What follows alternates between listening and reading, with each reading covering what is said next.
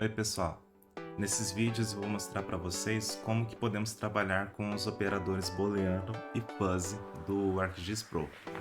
No caso, serão divididos em 3 vídeos, um será a continuação do outro, mas eu vou mostrar a vocês de forma separada. Primeiro a lidar com os operadores booleano, depois com os operadores fuzzy e por último com a média linear ponderada.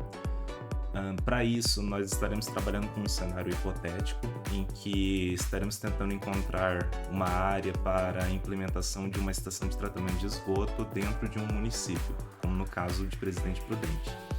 Então, o primeiro passo que precisa ser feito é carregar as imagens que estaremos utilizando.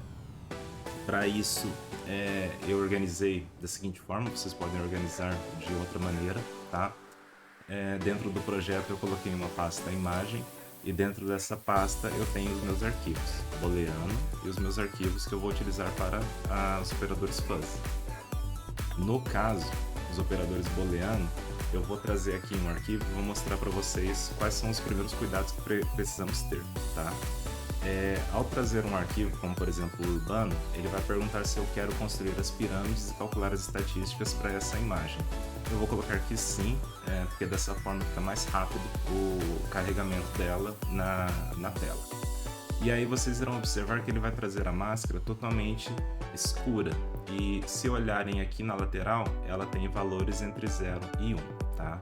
Isso é meramente por conta da maneira como, por padrão, o ArcGIS carrega arquivos de imagem para visualização. Então nós precisamos alterar, tá?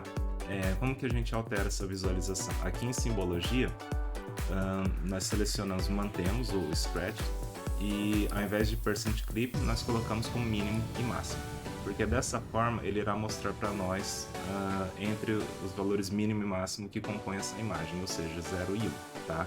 Nesse caso do arquivo urbano, nós estamos visualizando em áreas em preto ou 0, as áreas onde tem adensamento ou áreas construídas, tá? Características de ambientes urbanos, e em branco as áreas rurais, ou as áreas que não têm predominância de construções. Então, se nós estamos pensando numa ET, não é ideal que ela fique dentro de uma área urbana, ela precisa ficar fora. Então, nesse caso, como temos valores entre 0 e 1, 0 é onde é falso, é onde eu não posso colocar uma ET, e 1 é onde é verdadeiro, é onde eu posso colocar uma ET, tá?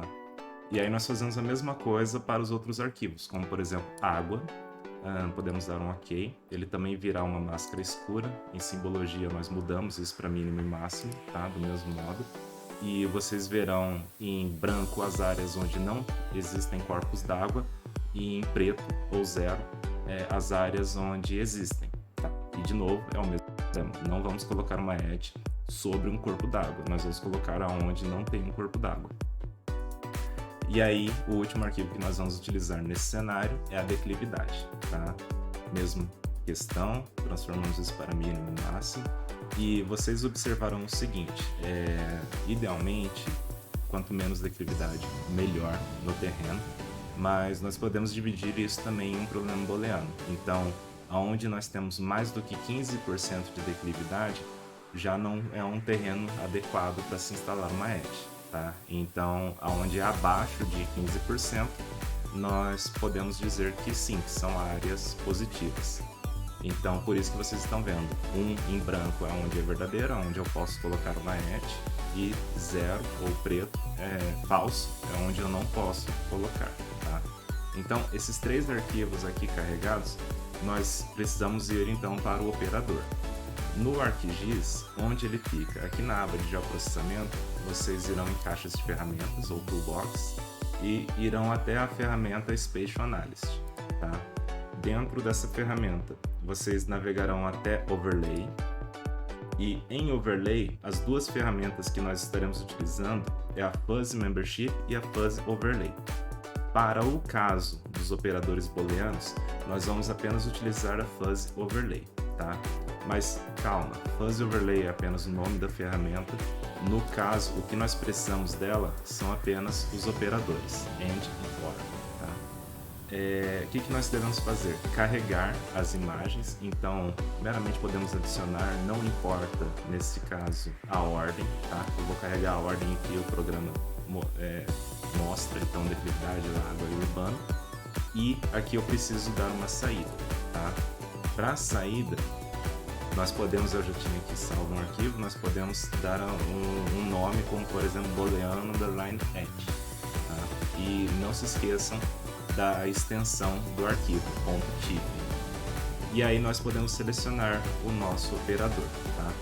No caso, para essa condição, nós precisamos usar o operador AND, porque se eu quero detectar uma área em que eu posso colocar uma et, essa área tem que satisfazer as condições de todas as minhas variáveis.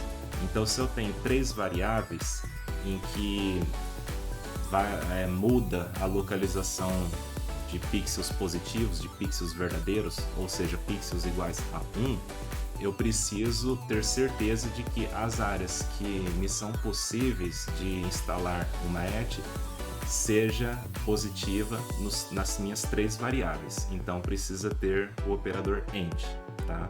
O operador OR meramente ele identifica se uma dessas 3 variáveis tem a condição, tá, de positiva, e aí ele solta o resultado booleano.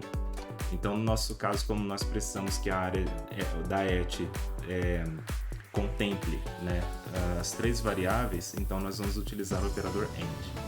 E aí nós podemos dar um run aqui, tá? E ele vai trazer um arquivo. Esse arquivo também virá totalmente preto, mas se vocês olharem, ele tem o mesmo esquema entre 0 e 1, e aqui na simbologia nós podemos alterar para mínimo e máximo. E aí o que vocês verão na imagem, eu vou desligar aqui os outros rasters, é uma imagem que contempla em valores 0, ou seja, escuros, aonde eu não posso colocar uma estação de tratamento de esgoto, tá? E em branco ou valor igual a 1, aonde eu posso colocar, considerando essas 3 variáveis que nós utilizamos, tá?